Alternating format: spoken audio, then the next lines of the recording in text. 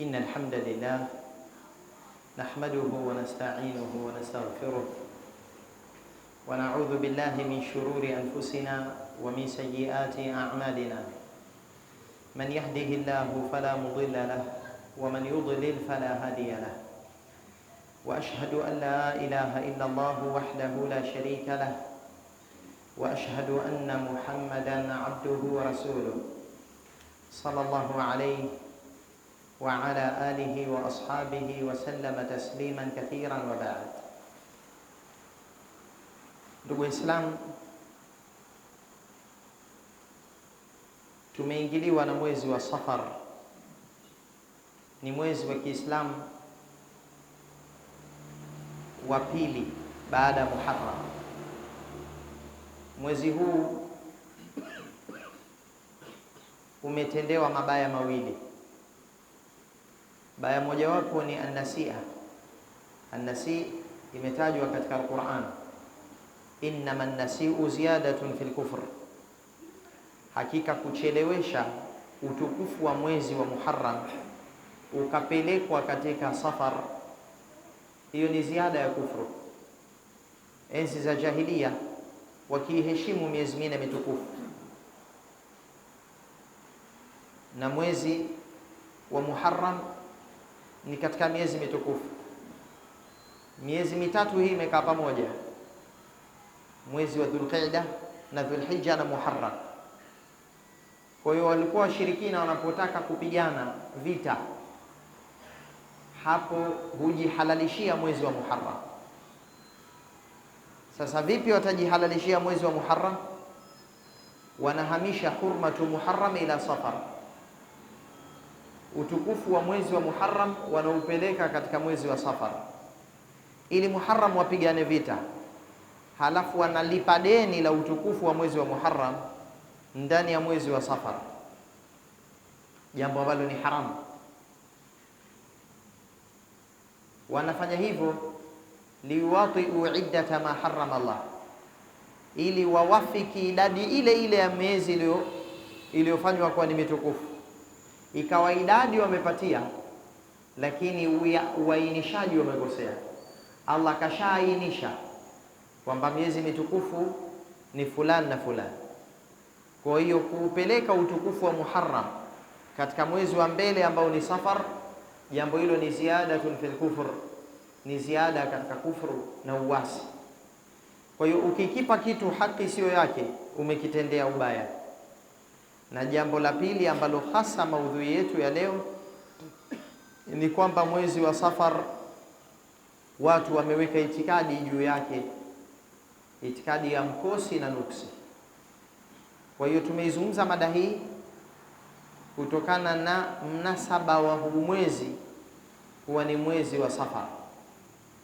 Mwezi huu Mtume sallallahu alaihi wasallam amekanusha uwepo wa nuksi katika huu mwezi. Wala nuksi haiko katika mwezi wowote wala siku yoyote. Kuna watu wanaitakidi kwamba nuksi na mkosi ipo katika mwezi wa Safar, na wengine wanaitakidi kwamba utukufu na mwezi upo katika mwezi wa katika siku ya Jumatano kwa mfano. Wengine wanaitakidi kwamba utukufu umo katika nambari 13. Wengine wanaitakidi kwamba utukufu umo au ya nuksi imo katika jambo fulani. Kwa kweli itikadi za nuksi zote hizi Uislamu umekuja zipiga vita. Hakuna nuksi katika mwezi 13 au tarehe au namba 13. Hakuna nuksi katika rangi nyeusi. Hakuna nuksi katika mwezi wa Safar. Hakuna nuksi katika chochote. Nuksi itasababishwa na amali za wanadamu. Amali zikiwa mbaya, watakuwa wenyewe wametengeneza nuksi na mikosi. Na tutaona katika Al-Qur'anul Karim kwamba wanaambiwa makafiri, ta'irukum ma'akum, mkosi wenu mnao wenyewe. Mkosi hauko katika jambo jingine la kimaumbile ambalo limeumbwa na Allah azza wa jalla. Kuna watu wakiona paka mweusi tayari washaitakidi nuksi na mkosi. Kuna mwingine akianza safari kamuona kilema au chongo tayari kashaitakidi nuksi, ana ghairi safari yake. Kuna mwingine yeye akimsikia bundi amelia tayari ameshaitakidi nuksi juu ya ndege ambaye ni bundi. Hizi itikadi hizi Uislamu umekuja zipiga vita, bali mtu akiitakidi nuksi anajitoa katika wale ambao wanatarajiwa kupata janna, katika wale 70,000. Kuna watu 70,000 wataingia janna bila hisabu wala adab. Nitahitaji hii hadithu sahih aliyopokea Ibn Abbas radhiyallahu anhu arda. Ibn Abbas anasema kwamba Mtume sallallahu alayhi wasallam amesema, uridat alayya al-umam, nimeonyeshwa mimi nyumati tofauti. Yani tukio la siku ya kiyama kaletewa Mtume sallallahu alayhi wasallam na kashaonyeshwa akiwa yuko duniani. Nimeletewa kuonyeshwa nyumati tofauti, namna zitakavyokuwa zinapitishwa akhira. Nyumati zinapitishwa akhira, Mtume anapita na wale waliomfuata wakamwamini wanapita nyuma yake. Nikaonyeshwa hilo jambo, ikawa nabii anapita na linapita kundi la watu wake ambalo limemwamini. Anapita nabii huyu mara huyu, na kuna nabii anapita hakuna mfuasi alomfuata. Yaani watapitishwa manabii akhira, na halafu watapitishwa nyuma yao wakiwa wameambatana na yule nabii, nyuma yao wale waliowafuata. Kwa mfano watapita nabii fulani, huyu nabii kapata watu wachache, wale watapita nyuma yake, na walimwengu watajua akhira kwamba wale ndio waliomuamini na waliobakia wamemkataa. Mpaka atapita nabii laisa ma'ahu ahad, hakuna mfuasi hata mmoja. Hata rufi ali sawadun adhim, mpaka nikaonyeshwa watu wengi sana wanapita. Nikauliza, ma hadha, ni kitu gani hiki? Nani alopata hawa? Ummati hadhihi, huu ni umma wangu. Kaona watu wengi, akadhania labda ni umma wake, wale waliomfuata yeye alayhi salatu wasalam, na anajua kwamba yeye ni nabii wa mwisho kwa walimwengu wote mpaka kiyama. Kwa alipoona wale watu wengi akatarajia pengine watakuwa ndo hao umati wake. Akaambiwa bal Musa wa qaumu, bali huyu ni Musa na kaumu yake. Katika manabii waliopata wafuasi wengi ni Musa alayhi salatu wasalam. Alafu nitaambiwa undhuri ila al-ufuq, angalia ufuq. Ufuq ni upande huo, upeo wa kuweza kuona macho ya mwanadamu, mwisho wa macho yake kuona kule kunaitwa al-ufuq. Yani aangalie upande wa mbali kabisa, aanze kuona umati wake. Fa idha sawadun yamla'u al-ufuq, tahamaki ikawa ni watu wengi wanajaza ule upande ambao wanajia. Nikaambiwa angalia na huku na huku, fi afaqi sama, katika peo na pande tofauti. Angalia. Alipoangalia huku na huku, tahamaki akaona watu wengi sana. Akaambiwa hadhihi ummatuka, hawa ni ummati wako ya Rasulullah, hawa ndio ummati wako. Akaonyeshwa watu wengi sana ambao wamemfuata yeye alayhi salatu wassalam, zaidi ya wale aliowaona ambao walikuwa ni wafuasi wa Musa. Halafu akaambiwa, na hayo ni maneno muhimu sana, ndio yanatuhusu katika darasa yetu hii. Akaambiwa, wayadkhulu aljannata min haula 70,000 bighairi hisab, na wataingia janna kati ya hawa 70,000 wataingia bila hisab.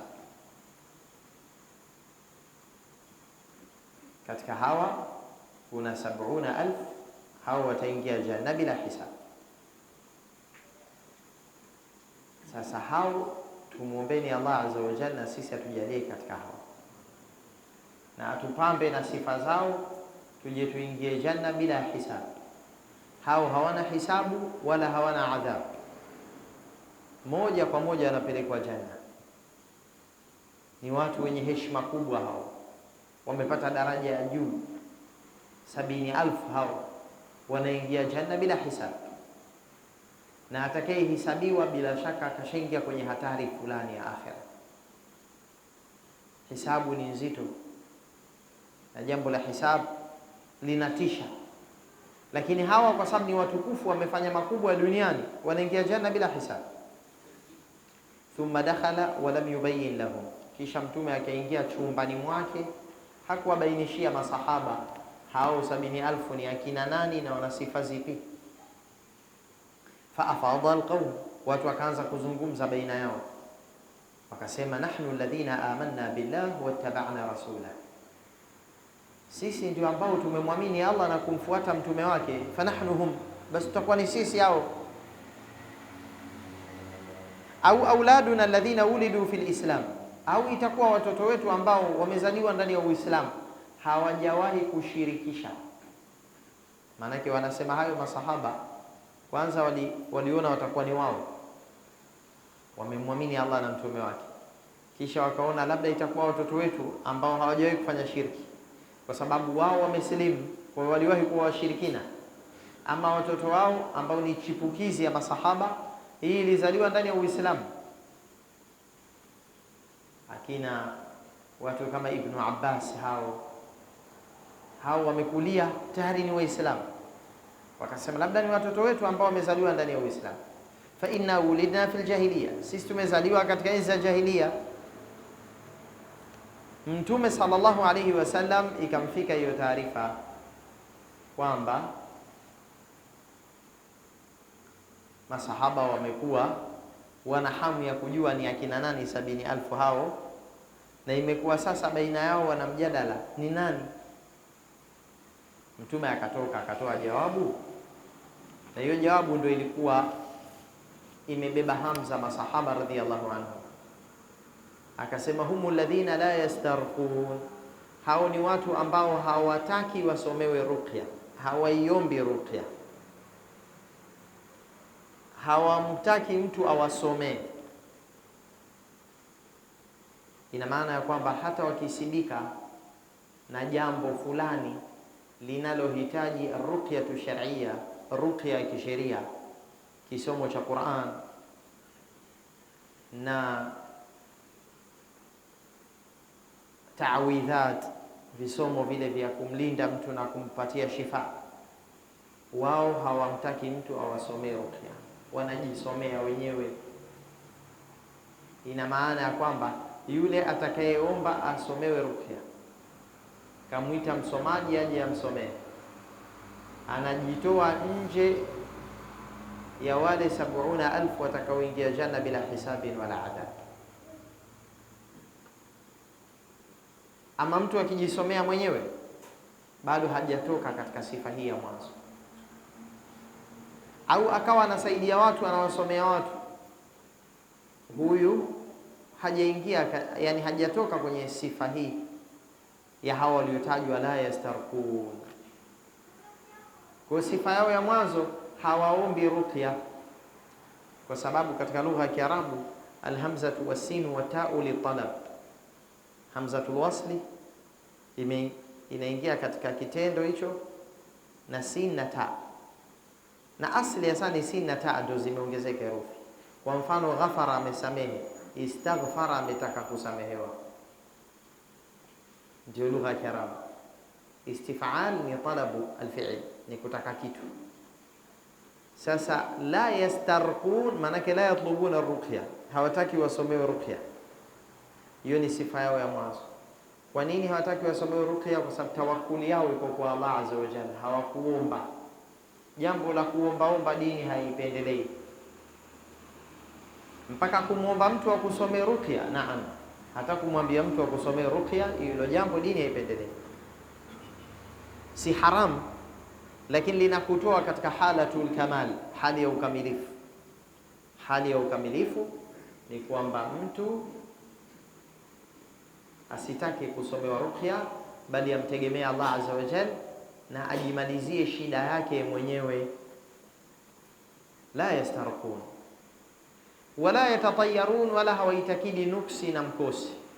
Na hiyo ndio darasa yetu ya leo, at-tatayyur, kuitakidi nuksi na mkosi. Jambo hili ni baya katika Uislamu na ni aina ya ushirikina.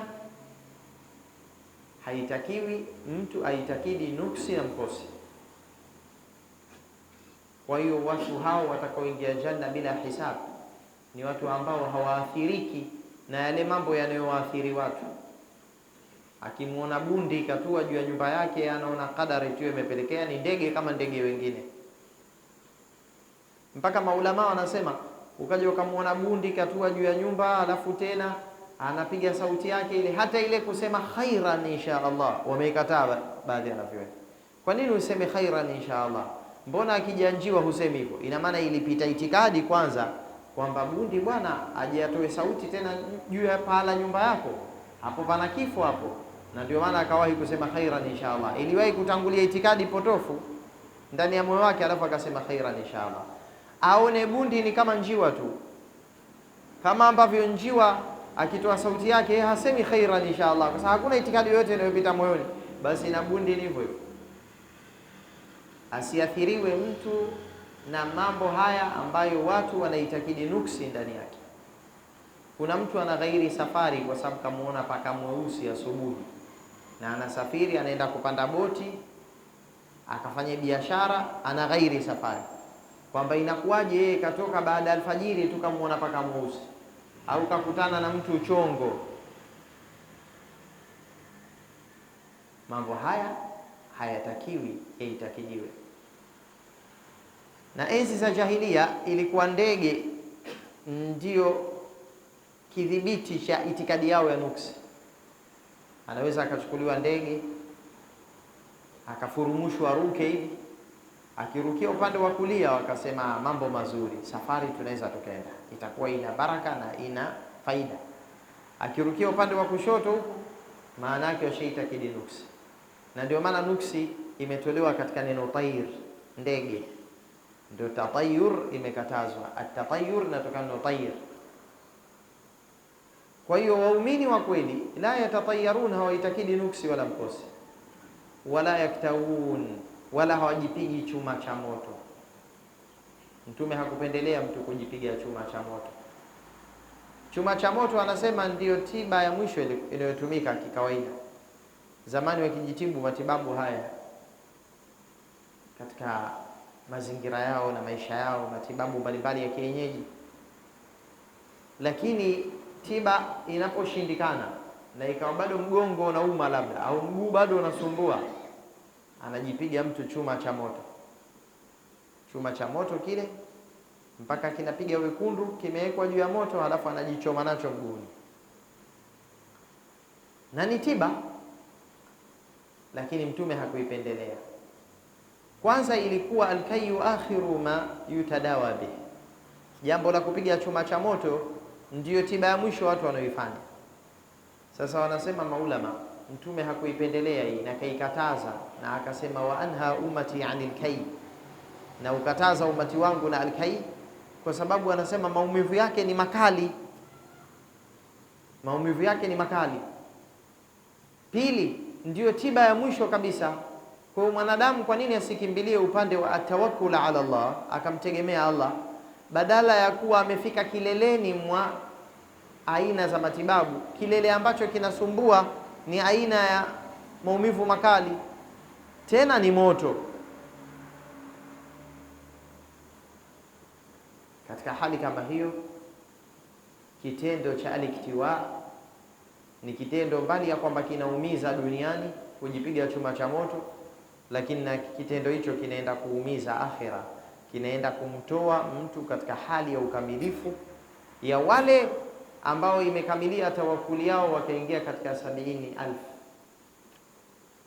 Si jambo haramu hilo, wala yanayozungumzwa katika hadithi hii katika sifa za watakaoingia janna bila hisab, si kwamba wameyawacha mambo ya haramu, hapana, lakini wameyawacha mambo ambayo yanawatoa, lau wengeyatenda yangewatoa katika ukamilifu. Baadhi ya hayo si haramu, kama istirqa, umtaka mtu akusomea ruqya, sio haramu. Pia aliktiwa, kujipiga chuma cha moto, sio haramu, lakini atatayuru ni haramu, kuitakidi nuksi, na hususan ikiwa mtu ameendelea na ile itikadi yake, kwa maana ya kwamba ilipopita hiyo itikadi moyoni akaitii, akaiheshimu, akaghairi safari, akaghairi harusi kwa sababu ya itikadi ya mkosi.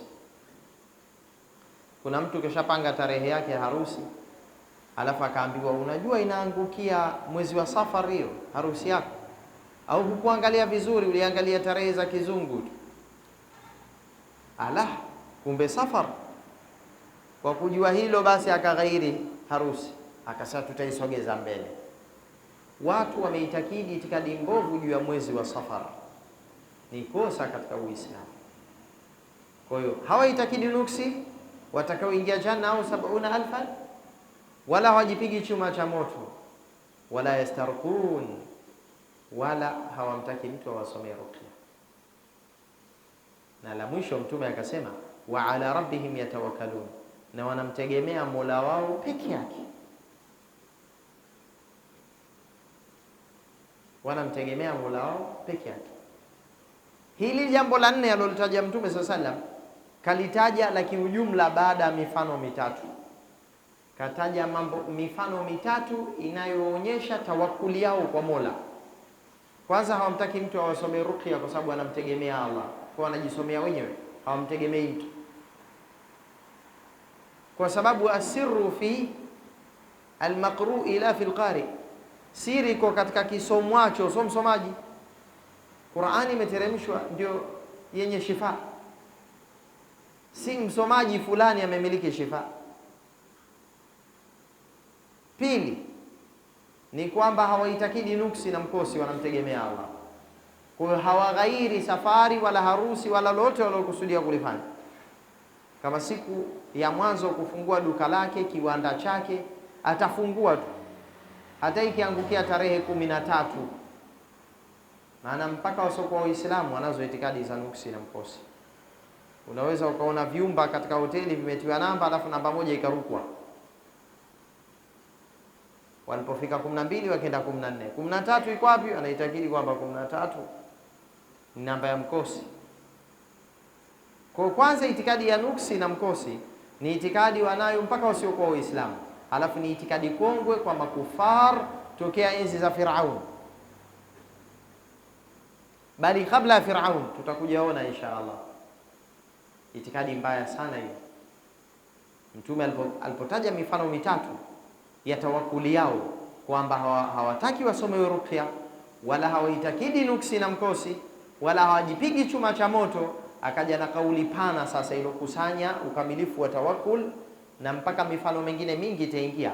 Akasema wa ala rabbihim yatawakkalun, na wanamtegemea Mola wao katika hali zao zote, katika hali zao zote wanamtegemea Mola wao.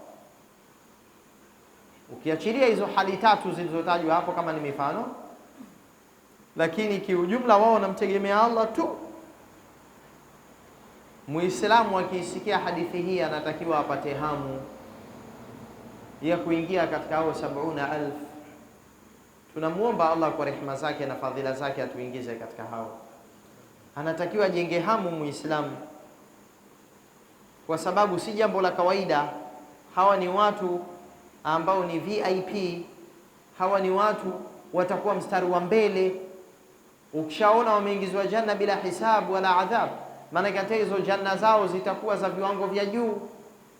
Ndio maana kuna sahaba hakujiweza kwa hamu, anaitwa Ukasha ibn Mihsan, akasema aminhum ana ya Rasulullah. Ndani ya kikao hicho hicho Mtume aliposema hayo maneno, akasema ndani ya miongoni mwao hao na mimi nimo, na mimi nimo ya Rasulullah. Akasema naam, ndio wewe umo Ukasha. Mwingine akasema aminhum ana, na mimi nimo. Akaambiwa sabaqaka biha Ukasha, ameshakutangulia na hilo jambo Ukasha. Ukasha ameshakutangulia. Hapo maulama wameyasema mengi tena. Kwa nini huyu wa pili kaambiwa kashatanguliwa na Ukasha, hakupewa bishara hiyo? Jamani, Ukasha kabashiriwa sio janna tu, tena janna isotanguliwa na hisabu wala adhab, na yeye yumo. Na hadithi ndani ya sahihi al-Bukhari, Ukasha ameingia. Yule mwingine anaambiwa ukasha kisha kutangulia. Baadhi ya maulama wanasema alikuwa munafiki huyo wa pili. Wengine wakasema sio munafiki, lakini ingekuwa na wa pili naye kapewa nafasi, si na watatu ingesema na mie, na wanne ingesema mie. Kwa hiyo wa kwanza atabakia kuwa ni wa kwanza. Kama katika wanao umewazaa, wa kwanza huwa ndio yule yule tu, wa mwisho tabu kumjua. Yawezekana ilitarajiwa wanne awe ndio wa mwisho, kumbe akaja watano. Lakini wa kwanza ndo amebakia kwa wa kwanza. Kwa Ukasha ameuliza wa kwanza, akapata nafasi hiyo. Hamu imemtuma aseme aminhum ana ya Rasulullah. Mtume akamwambia naam. Hapo tunajifunza mengi sana, kwamba watu wa janna watakaopata daraja za juu hawana itikadi potofu, itikadi ambazo hatakiwi Muislamu kuwa nazo. Wakati mwingine Muislamu analikimbia jambo, kumbe ingeliendea angepata msaada na baraka. Kwa nini unaghairi harusi katika mwezi wa Safar? Wengine wanaitakidi vibaya katika Shawwal. Sasa pale ukiachana na shari ya sheitani na dhana potofu anayoitia ndani ya moyo, ukaachana na sheitani, ukachukua maagizo ya Ar-Rahman, ukatekeleza lile alilokuambia Mtume sallallahu alaihi wasallam kwamba itikadi ya nuksi sikurejeshe nyuma, songa mbele katika ule ulikusudia, hapo kuna msaada wa Allah, kwa sababu hapo umechukua agizo la Mtume sallallahu alaihi wasallam. Angalia mama Aisha anasema nini: tazawajani Rasulullah sallallahu alaihi wasallam fi Shawwal, Mtume mimi amenioa katika mwezi wa Shawwal.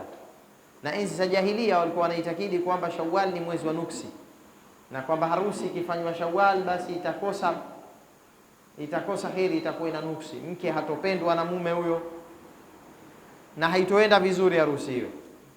Lakini mama Aisha kwa kuivunja itikadi hii akasema, mimi Mtume amenioa Shawwal wa bana bi fi Shawwal, na kaingia ndani na mimi katika mwezi wa Shawwal. Yani siku Mtume anakabidhiwa mkewe Aisha kwa kukutana naye ilikuwa Shawwal. Sasa mama Aisha anasema, fa ayu nisa'i rasulillahi sallallahu alayhi wasallam kana ahdha indahu minni, haya niambieni, ni yupi katika wakeze Mtume amepata bahati zaidi kwake kuliko mimi? Hakuna. Yeye kapendwa zaidi na Mtume sallallahu alayhi wasallam, kwa tamko la Mtume mwenyewe. Sasa alipoulizwa kwamba nani unempenda zaidi, alimtaja Aisha radhiyallahu anha wa ardaha, kampenda zaidi na alipata thamani kubwa. Na katika maradhi yake ya kifo alayhi salatu wassalam, aliwataka ruhusa wake zake wengine akauguziwe katika nyumba ya Aisha. Na masahaba walijua kwamba Mtume anampenda zaidi Aisha, walitegesha zawadi zao kuzipeleka kwa Mtume katika siku ya zamu ya Aisha, wanazipeleka kwa kapata mapenzi zaidi ya Mtume sallallahu alaihi wasallam, kama ambavyo baba yake Aisha alipendwa zaidi na Mtume kuliko masahaba wote. Kwa hiyo Aisha kaolewa Shawwal, kachukuliwa na mumewe Shawwal, na hilo amelizungumza Aisha ili iwe mafunzo kwa watu, ili waache itikadi ya mkosi na nuksi. Hadithi hii amepokea Imam Muslim katika sahihi yake kwamba Aisha kaolewa Shawwal na akawaambia wake wenziwe kwamba nani kapata bahati kwa Mtume sallallahu alaihi wasallam kuliko mimi. Na rawi wa hadith anasema mama Aisha akawa anapenda wanawake wakabidhiwe kwa waume zao, waingizwe katika nyumba za waume zao katika mwezi wa Shawwal, kwa sababu ya kuvunja hiyo itikadi potofu na kwa sababu ya ule ujumbe ambao ameueleza mama Aisha katika huu umma. An-Nawawi rahmatullahi alayhi akasema hadithi hii inaonyesha istihbab ya kuoa au kuozesha na kuingia ndani, yani mtu kumchukua mkewe katika mwezi wa Shawwal. Na hadithi hii inaonyesha kurudi kile walichonacho enzi za jahiliya katika zile itikadi potofu, itikadi walizonazo baadhi awam, baadhi ya watu ambao hawana elimu, wanaitakidi ukaraha wa kuoa au kuolewa ndani ya Shawwal, na hayo ni katika abatil aljahiliya, mambo ya batil ya jahiliya. Wa kanu yatatayaruna bidhalik, na walikuwa wakiitakidi nuksi na mkosi kwa jambo hilo. Hayo kaeleza an-Nawawi rahmatullahi alayhi. Kwa hiyo kwanza, dhana potofu ni mbaya na ni haramu. Jambo la kuitakidi mkosi na nuksi, chanzo chake ni suu dhanni billah, kumwekea dhana mbaya ya Allah. Na dhana mbaya ikiwekwa juu ya Allah huwa ni dhambi ya hali ya juu. Kama ilivyokuwa dhana njema ni kitendo kizuri, basi dhana mbaya ni dhambi ya moyoni hiyo. Mara moja Mtume sallallahu alaihi wasallam aliingia kwa bedui mmoja, ameenda kumtembelea. Alikuwa anaumwa bedui huyo, na ilikuwa ada ya Mtume akiingia kwa mgonjwa anamwambia la ba'sa tahuri insha Allah, hakuna tatizo, hayo maradhi yako yatakutakasa, yatasababisha usamehewe dhambi. Na hili neno la ba's pia ni ishara njema kwamba utapona. La ba's, hakuna tatizo, hakuna shida. Sasa kinywa cha Mtume kimetamka juu ya mgonjwa la ba's, hakuna tatizo. Huyu mgonjwa anatakiwa jifariji kiasi gani? Awe na matumaini kiasi gani? Maana neno la ba's ni pana, hakuna tatizo, hakuna shida juu ya maradhi yako. Hiyo ni ishara njema ya kupata shifa. La ba's. Kisha akamwambia tahuri insha Allah, maradhi hayo yatakuwa ni utakaso kwako insha Allah, utasamehewa makosa. Bedui akasema tahur kalla bal hiya humman tafur ala shaykhin kabir tuziruhu alqubur. Yalipoambiwa tahur, kwanza kaja na adabu mbaya ya ndani ya moyo, suul adabi ma Allah, suul adabi albatini. Adabu mbaya ya moyoni ni dhana mbaya. Kisha akaja na suul adabi dhahiri alisani, adabu mbaya ya ulimini vile vile. Maanake kaja na maneno yanayoishia ra, yenye ra ambayo nyuma yake kuna harfu almad, kama alivyosema Mtume tahur, tahur. Yakasema bal hiya humman tafur ala shaykhin kabir tuziruhu alqubur. Ni sajaa, yani kuzingatia vina vya maneno vivyo vinaishia vya aina moja, lakini katika maneno ya batil, manake anapinzana na Mtume sallallahu alaihi wasallam, anaenda kinyume na aliyoambiwa na Mtume sasa. Alipoambiwa tahur, bedui akasema tahur, maradhi yamekuja takasa hayo. Kalla, sio hivyo. Bali hiya humman tafur, bali hiyo ni homa inayofura na kuja juu. Ala shaykhin kabir, juu ya mzee mtu mzima sana, akijikusudia yeye. Tuziruhu alqubur, homa hiyo inampeleka makaburini. Mtume akasema fanaam idhan, basi sawa iwe hivyo. Mzee hakuchukua duru, kashaenda kaburini. Bedui huyo, Mtume anamuonyesha dhana njema, yeye anakuja na itikadi ya mkosi. Kwa hiyo wako watu duniani itikadi yao wao ni mkosi, mabalaa, kila kitu anaona hafanikiwi, hana dhana njema juu ya Allah subhanahu wa ta'ala. Na wako watu wana miono hiyo ya kukitazama kila kitu mtazamo mbaya. Wa idha ja'atuhumul hasanatu qalu lana hadhihi wa in tusibhum sayyi'atun yatayyaru bi Musa wa man ma'ah. Al-Quran suratul A'raf inatuambia kwamba watu wale wa Firaun na ile kaum iliyokuwepo zama za Musa, wale ilikuwa linapowafika zuri, hususan al-aqbat, wale aqbat walomkataa Musa, tabaka lile ambalo yumo Firaun ndani ya tabaka hilo au katika kabila hilo, al-aqbat wale, ilikuwa zuri likiwafika, labda mimea imeotesha vizuri, mvua ipo, mambo yao mazuri. Qalu lana hadhi, wanasema hili ni letu, tunastahiki sisi kupata zuri hili.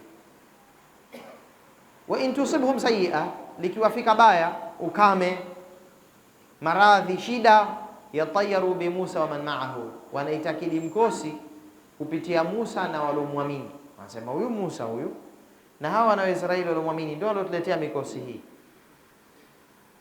Ala, sikilizeni vizuri, innama ta'iruhum inda Allah. Hiyo ta'ir iliyowakuta iko kwa Allah azza wa jalla, walakinna aktharahum la ya'lamun, lakini wengi wao hawatambui. Hicho anachokisema kimewakuta kibaya hicho ni kwa makadirio ya Allah. Allah ndo alokadiria, kimesababishwa na dhambi zao, lakini aloumba mkosi ule au ile bala ule mtihani wa maradhi na ukame na mfano wa hayo, ile shida kaileta Allah azza wa jalla, lakini sababu ni mikono yao. Na ndio maana utakuta wakati mwingine tair, hii mikosi inanasibishwa na Allah kwa vile Allah ndo aloumba zile shida za ukame na maradhi, lakini wakati mwingine zinanasibishwa shida zile na wao waasi na makufar, kwa sababu wao ndo walosababisha kupitia matendo yao. Kwa muumba wa matatizo ni Allah, msababisha wa matatizo ni wa mwanadamu juu ya maasi yake. Hapa katika Al-A'raf imekuja tairuhum inda Allah, na katika Yasin qalu tairukum ma'akum, mitume waliwajibu wale wabaya walioikataa iman, tairukum ma'akum, mikosi yenu mnayo wenyewe, si nyinyi ndio mlokufuru mkaasi. Kwa hiyo ndugu zangu wa Kiislamu, at-tatayyuru ni itikadi ya kuitakidi mkosi na nuksi kupitia vitu vitatu: mar'iyun wa masmu'un wa ma'lum. Ima kitu kimeonekana kama vile mtu kaona bundi au paka mweusi au mfano wa hayo, kamuona chongo kilichoonekana, au masmu' au kilichosikika. Mtu anaweza akawa anataka kutoka kwenda safari yake, akamsikia tu mwandazimu anapita nje, akasema leo ni hasara tu. Basi akasema asubuhi hii nasafiri, naenda kwenye safari, nasikia mtu anasema hasara huko nje, kwa ana ghairi safari, kwa sababu kuna mtu katamka neno hasara. Na pengine mtu ni kichaa tu, ananyanyua sauti kwa mitaani, au kuna mtu tu anazungumza na mwingine, tayari yeye kashaitakidi. Na kwa nini itikadi hii imekuwa mbaya na ni sehemu ya shirki? Kwa sababu mtu badala ya kumtegemea Allah kaunganisha matukio na vitu ambavyo ni auham, dhana tu. Kuna mahusiano gani baina ya paka mweusi na vifo au kuzama baharini au kuharibika kwa safari? Enzi za jahiliya walikuwa na itikadi hii. Bundi akitua juu ya paa la nyumba halafu akatoa ile sauti yake, wanasema kuna mtu ndani ya nyumba hii anafariki. Ilikuwepo itikadi hiyo. Tunazungumza haya katika mnasaba huu kwa sababu tumeingiliwa na mwezi wa Safar, na mwezi huu watu wanaitakidi nuksi ndani yake, mwezi wa Safar, ili hali ya kuwa Mtume sallallahu alaihi wasallam anayakanusha mambo haya, na Al-Qur'an inatueleza kwamba ni itikadi ya zamani potofu, wanayo watu tokea enzi za Musa, yatayaru bi Musa man maa. Kwa hiyo ima itikadi ya nuksi inakuja juu ya mar'i, kilichoonekana, au masmuu, kilichosikika, kasikia tu mtu sauti, au maalum, kitu kinachojulikana kipo kinaendelea. Kwa mfano kama huo mwezi wa Safar, tayari watu washaujua kwamba ndio huo unakuja sasa, na ukishaingia wanaujua ndio tayari upo, basi watu watakwepesha harusi zao hapo. Mwingine anasema hafungui kiwanda au duka lake jipya ndani ya mwezi huu kwa sababu ni mwezi wa mkosi na nuksi. Kumbe ni itikadi potofu. Na maulama wanasema i'tiqadu sababiyyati fi ma laysa bisababin shar'an wala kaunan fa innahu dukhulun fi shirk. Uitakidi sababu juu ya kitu ambacho sio sababu, si kisheria wala si kilimwengu, hapo ni kuingia kwenye shirki. Nitakupeni mfano. Sheria inaweza ikatuambia kitu fulani ni sababu ya kitu fulani. Sheria sio maabara imechunguza hivyo. Sheria ishatuambia. Kwa mfano, wa man yattaqillaha yaj'al lahu makhraja, atakayemcha Allah, Allah atampa njia kutoka kwenye shida. Kwa hiyo sheria ishatuambia, Qur'an, kwamba ucha Mungu ni sababu ya kutoka kwenye shida. Hadithi imetuambia kuunga udugu ni sababu ya kutanuliwa riziki na umri. Kwa hiyo sheria ndio imetuambia, sio chunguzi za kilimwengu wala sio maabara iliyotuambia hivyo. Man arada an yusalahu fi atharihi wa yubsata lahu fi rizqihi falyasil rahimahu, anataka kutanuliwa umri na riziki yake aunge jamaa zake. Sheria imetuambia hayo maneno, hiyo ni shar'i imetuambia. Haya, tuje katika atajriba alkaunia, majaribio ya kilimwengu. Jaribio la kilimwengu maabara zinatueleza na zimegundua mambo kwamba dawa fulani hii inatuliza maumivu ya kichwa. Sasa basi, ukiitakidi kitu sababu ambacho sio sababu, si sheria iliyotuambia wala tajriba ya kilimwengu, basi hapo ndo watu wanaanza kuingia kidogo kidogo katika makosa na itikadi. Kwa mfano, mlikuwa mkimzungumza fulani, mmemtaja akatokea ghafla hapo, mkasema utakuwa na umri mrefu wewe. Tulikuwa tukizungumza hivi punde umetokea. Hayo ni mambo ya itikadi yanayopigwa vita na Uislamu na mambo kama hayo mengi, kwa sababu haikutuambia sheria ndani ya Qur'an wala hadithi akitokea ghafla mnayemzungumza atakuwa na umri mrefu. Haijatuambia hilo jambo.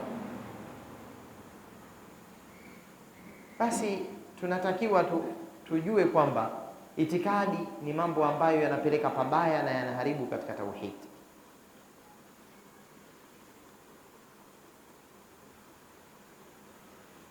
Hawa watu wa Musa waliitakidi itikadi hiyo, wakaambiwa hivyo. Suratu Yasin imetueleza kwamba walikwenda mitume kufanya da'wa, walitumwa wajumbe hao. Wadrib lahum mathalan ashab alqaryati idh jaaha almursalun idh arsalna ilayhim ithnayn fakadhabuhuma fa'azzazna bithalith faqalu inna ilaykum mursalun. Sura ikiendelea kutuambia kwamba walienda wale wajumbe wakafanya da'wa, wakasema wama alaina ila albalaghul mubin, sisi jukumu letu ni kufikisha tufikishaji wa wazi. Wale wakasema inna tatayarna bikum, sisi tunaitakidi mkosi kwa sababu ya nyinyi, nyinyi mmekuja na baya tu hapa. Sasa muachane na sisi kama hamtojikataza, la illam tantahu lanarjumannakum wa la yamassannakum minna adhabun alim. Kama hamtoacha kuendelea na dawa yenu nyinyi mliokuja na nuksi na mikosi, sisi tutakurembeeni mawe au itakuguseni adhabu kali kutoka kwetu. Mitume akasema ta'irukum ma'akum, mkosi wenu mnao wenyewe kwa kufuru zenu. Maana wao wamekuja na baraka, hawajaja na mkosi, wamekuja na da'wa. A in dhukirtum, hivi mkikumbushwa. Sheikh Ibn Uthaymeen hapo anasema watu wakisoma Qur'ani hapo wanatakiwa wasimame. A in dhukirtum, kwa sababu kuna jawabu ya inna. In shartiya hiyo, in ya sharti. Kwa hiyo kutakuwa na fi'lu sharti na jawabu sharti. Jawabu imeondolewa. Sasa huwezi kuunganisha maneno. Asili yake a in dhukirtum tatayartum, mkikumbushwa ndo mnaitakidi mkosi. Sasa neno tatayartum limeondolewa. Mkikumbushwa, bal antum qaumun musrifun, bali nyinyi watu mmevuka mipaka. Basi uko kuvuka mipaka hiyo ndio mkosi wenu. Sasa angalia hapo, hawa wajumbe hawa watatu walioenda kufanya da'wa waliwaambia ta'irukum ma'akum. Kumbe mabalaa na shida zinasababishwa na amali za watu. Dhahara alfasadu fil barri wal bahri bima kasabat aidi nnas, ufisadi umedhihiri baharini na barani, yani chikavu, kwa sababu ya yale yaliyochumwa na mikono ya watu. Yakichumwa mabaya na mikono ya watu, yatakuja mabaya tu, ndio ukame, maradhi, shida, tabu, ufakiri. Kila shida itakuja kwa sababu ya maovu. Yakifanywa mema yatazalika mazuri. Walau anna ahla alqura amanu wattaqaw lafatahna alayhim barakatin minas samai wal ard, lau watu wa miji wengemwamini Allah na wakamcha Allah tungewafungulia baraka za mbingu na ardhi. Walakin kadhabu, lakini wamefanya ubaya. Fa akhadhnahum bima kanu yaksibun, tukawaadhibu kwa wale walioyachuma. Si wamekadhibisha? Walipokadhibisha tukawaadhibu kwa mabaya. Lau wangekuwa na takwa tungewapa nini? Baraka za mbinguni na ardhi. Wa allau istaqamu ala tariqati la asqainahum ma'an ghadaqa, wangenyoka vizuri juu ya njia tungewanywesha maji mengi, kwa maana ya kwamba tungewapa barakat. Lakini wao wameyachuma mabaya, kawafika mabaya. Sasa mtume anasema alayhi salatu wassalam katika hadithi ya Abi Huraira iliyopokewa na Bukhari na Muslim, la adwa wala tiyarata wala hama wala safar. La adwa, hakuna maambukizi, wala tiyara, wala hakuna nuksi na mkosi, wala hama, wala hakuna bundi, wala safar, wala hakuna safar. Anakusudia nini? Hakuna nuksi inayotakidiwa ikafanya kweli, wala hama, wala hakuna bundi anayedhuru, wala safar, wala hakuna shari ya mwezi wa Safar. Kwa mwezi wa Safar kautaja waziwazi Mtume sallallahu alaihi wasallam katika hadithi ya Bukhari na Muslim aliposema la adwa, hakuna maambukizo. Hakusudii kukanusha maambukizo ya maradhi, anakusudia kukanusha kumiliki maambukizo taathira yenyewe yakamiliki taathira ya kumwathiri mwingine. Maambukizo ni sababu tu na sio mmiliki wa kuhamisha maradhi. Wala tiyara, wala hakuna tiyara. Tiyaratun ala wazni fi'ala, na tiyara ni ismu al-masdar, kwa sababu masdar yenyewe ni tatayyur. Tatayyara yatatayyaru tatayyura, lakini atiyaratu ni ismu al-masdar wazni wal fi'ala, kama ilivyokuwa al-khiyaratu ni ismu al-masdar ya al-ikhtiyar. Ikhtiyar kuchagua, na khiyarah pia ni kuchagua, lakini ni ismu al-masdar kwa sababu haiko katika jengo la masdar, kama alivyosema Allah, wa ma kana limu'mini wala mu'minatin idha qada Allahu wa rasuluhu amran an yakuna lahumul khiyaratu min amrihim. Haiwi kwa waumini wanaume wala waumini wanawake, Allah na mtume wake wanapohukumu jambo wakawa na khiyari katika jambo lao. Sasa hapo al-khiyara maana yake al-ikhtiyar, na hapa atiyaratu maana yake atatayyur. Kwa tunaona neno al-khiyaratu na atiyaratu yanafanana. Mtume aliposema wala tiyara anakusudia wala tatayyur, kama Qur'an ilivyosema khiyara inakusudia al-ikhtiyar. Wala tatayyur, wala hakuna kuitakidi mkosi, wala hama, wala hakuna bundi anayedhuru binafsi yake, wala safar, wala hakuna kinachodhuru katika mwezi wa Safar. Sasa basi haya Mtume kaja kuyakana kwa sababu watu walikuwa wakiitakidi itikadi potofu hizo. Kwani maambukizi Mtume anayakanusha hayapo? Yapo. Hajakusudia kukanusha kuambukiza maradhi, kakusudia kukanusha kumiliki maambukizi yale maradhi. Maana ukisema kwamba hawa wameambukizwa na yule, halafu ndani ya moyo ukaitakidi kwamba maambukizi ndio yamemiliki kuhamisha maradhi, hiyo itakuwa ni shirki. Aliyomiliki ni Allah azza wa jalla, kwa dalili ya kwamba huyo wa mwanzo alipoyapata maradhi kayapatia wapi? Iwe ni corona, iwe ni maradhi ya tauni au mengineyo, wa mwanzo aliyopata kayapata wapi? Sitasema kayaumba Allah azza wa jalla.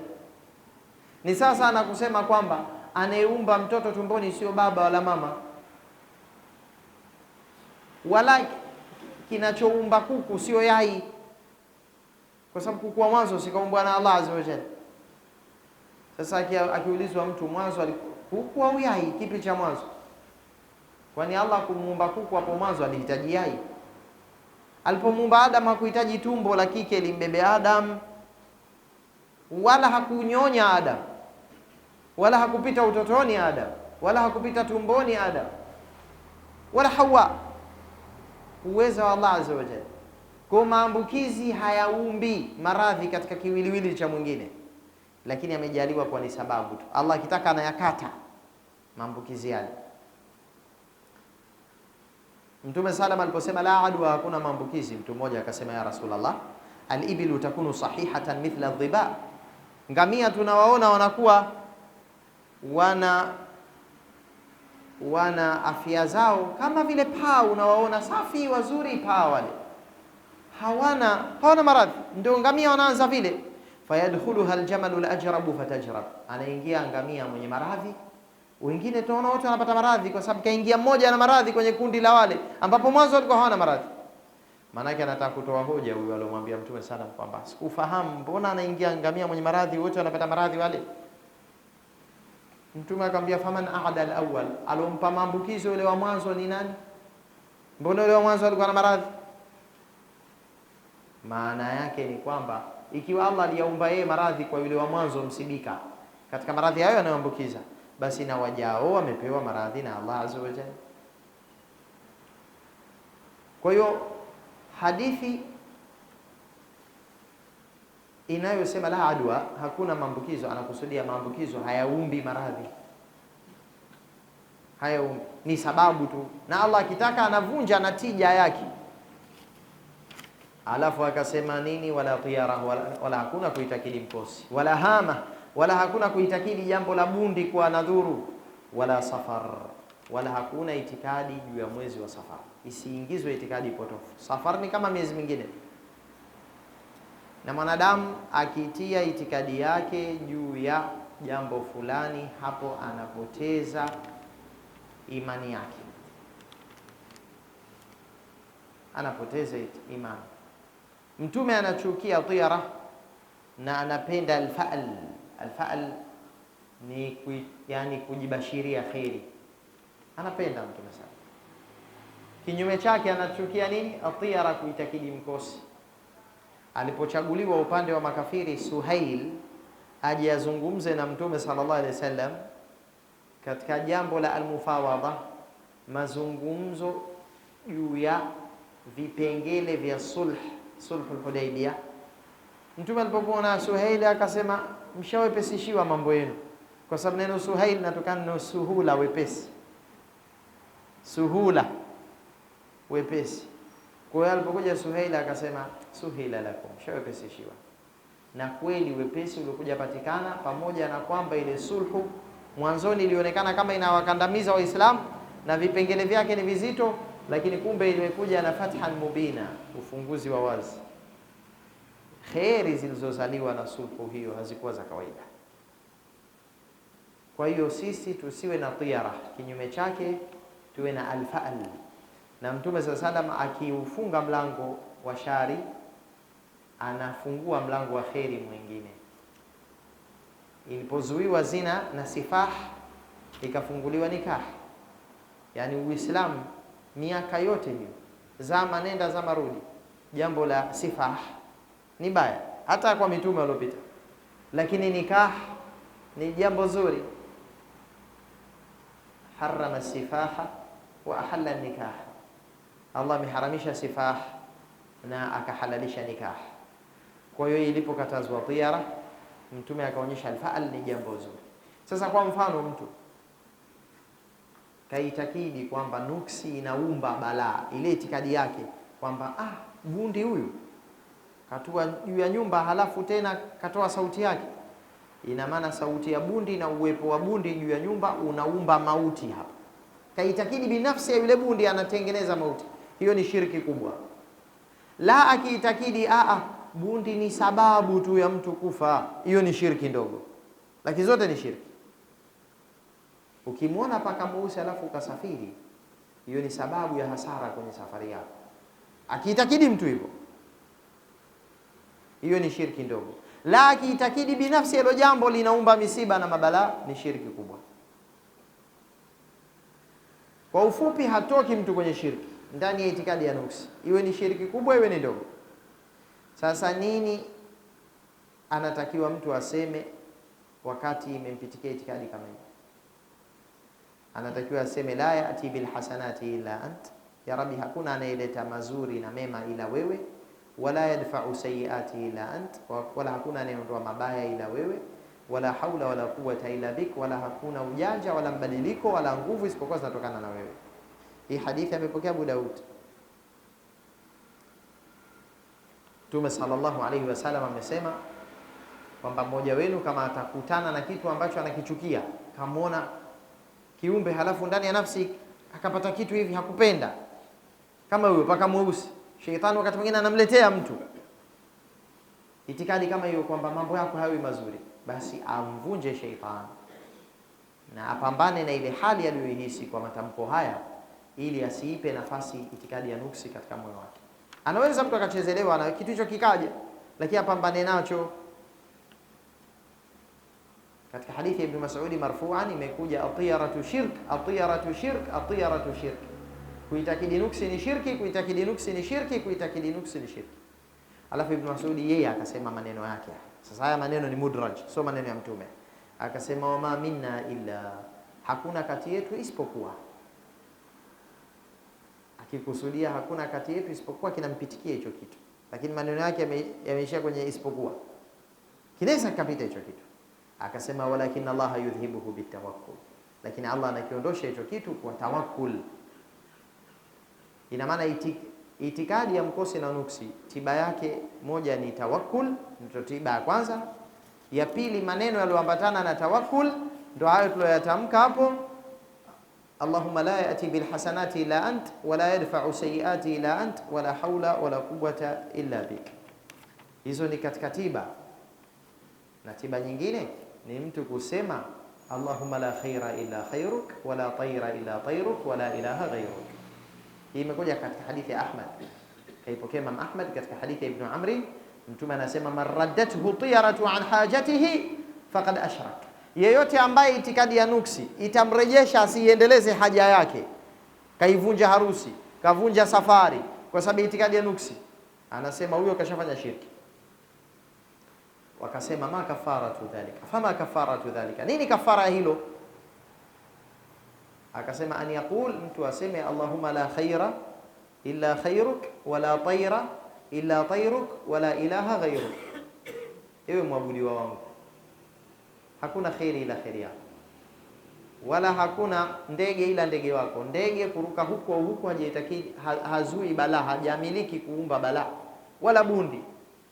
Na wengine wakifasiri tayr, ile mikosi na shida inayotokezea haitokezei ila kwa makadirio yako. Wala tayra ila tayruk wala ilaha ghayruk, wala hakuna mwabudiwa ila wewe. Haya ni maneno ambayo anatakiwa mja yatamke kikipita kitu katika hayo, na ni kafara hiyo, na ni tiba ya kuitibu moyo juu ya itikadi kama hizi. Kwa hiyo ndugu zangu Waislamu, ikiwa itikadi ya nuksi ni shirki na ni mbaya mpaka Mtume kaja kuipiga vita na mitume mbalimbali wameikana, basi upande wa pili, jambo la kuiacha itikadi hii linamuingiza mtu katika wale 70,000 watakaoingia janna bila hisab wala adhab. Ikiwa jambo la kuitakidi nuksi linamtia mtu kwenye shirki, basi akiacha itikadi hiyo akapambana nayo, anaingia katika kamalu tauhid, anaingia katika ukamilifu wa tauhidi, na inakuwa ni sababu ya kujipamba na sifa mojawapo kati ya sifa za wale 70,000 watakaoingia janna bila hisabin wala adhab. Nas'alullaha azza wa jalla an yaj'alana minhum bimannihi wa karamihi wa fadlihi wa judihi, wa akhiru da'wana anil hamdulillahi rabbil alamin.